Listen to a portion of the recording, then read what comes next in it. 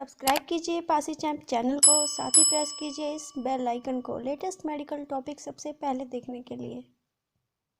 Periods में अगर आपको सामान्य से कम ब्लीडिंग होती है तो उसके कौन कौन से कारण हो सकते हैं, साथ ही जानेंगे कि पीरियड्स में कम ब्लीडिंग होने पर आप कौन सी मेडिसिन को यूज़ कर सकते हो। तो welcome back guys to Pasi champ channel, और बिना किसी डिले के आज की ये वीडियो शुरू करते हैं।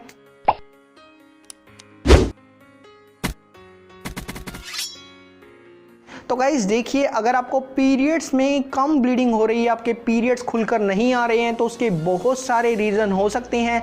तो चलिए पहले तो कारणों को जानते हैं कि पीरियड्स में कम ब्लीडिंग होने के कौन कौन से कारण हो सकते हैं। तो गाइस पहला कारण है एनीमिया। अगर आपका ब्लड काफ़ी कम है, आपका जो हीमोग्लोबिन है वो सामान्य से कम है, तो ये एक मेजर कारण होता है पीरियड्स में कम ब्लीडिंग होने का। दूसरा, अगर आपका इन्वायरमेंट अभी चेंज हुआ है, आपने सिटी चेंज की है या फिर आपने कंट्री ही चेंज की है, तो भी ये कारण हो सकता है आपके पीरियड्स में कम ब्लीडिंग होने का।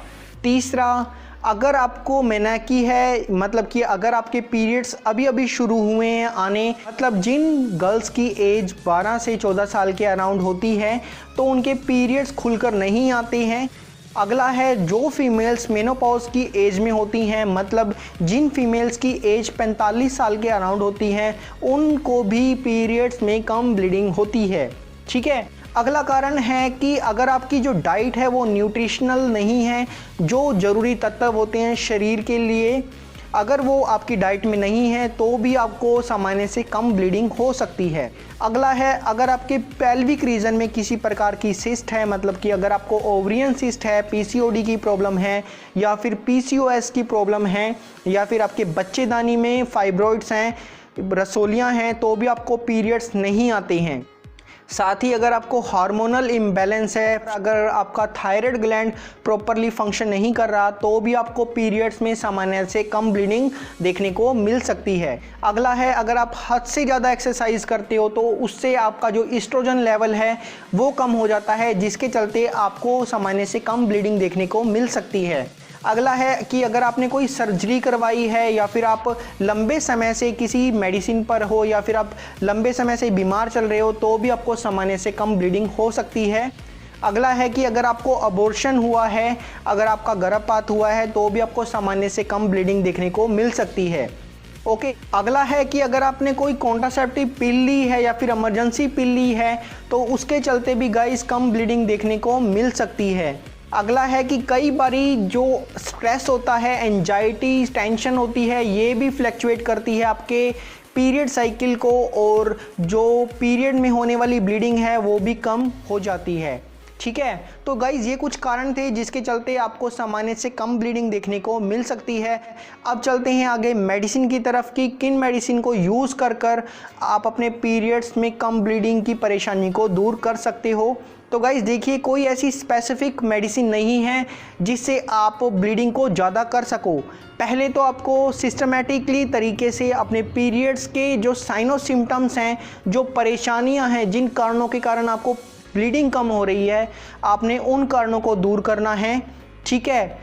जो मेन चीज़ है, कई बारी फीमेल्स को एचबी के कारण, मतलब कि एनीमिया की कंडीशन के कारण जो पीरियड्स हैं उनमें कम ब्लीडिंग देखने को मिलती है, तो उस समय आप कोई भी आयरन सप्लीमेंट ले सकते हो। यहाँ पर मैं आपको कुछ सिरप के नाम बता देता हूँ। जैसे अगर आप नॉन वेजिटेरियन हो तो आप डेक्स्टोरेंस को यूज़ कर सकते हो।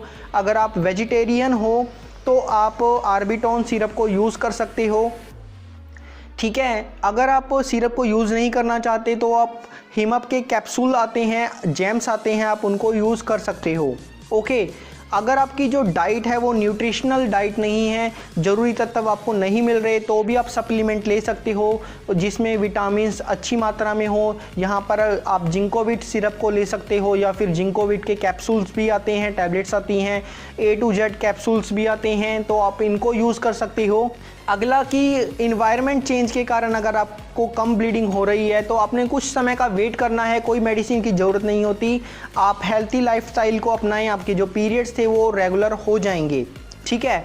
अगर आपने कोई इमरजेंसी कॉन्ट्रासेप्टिव पिल ली है तो उसके चलते भी आपको सामान्य से कम ब्लीडिंग हो सकती है, तो आपने टाइम वेट करना है कम से कम 45 डेज़, और ये प्रॉब्लम भी अपने आप सबसाइड हो जाती है।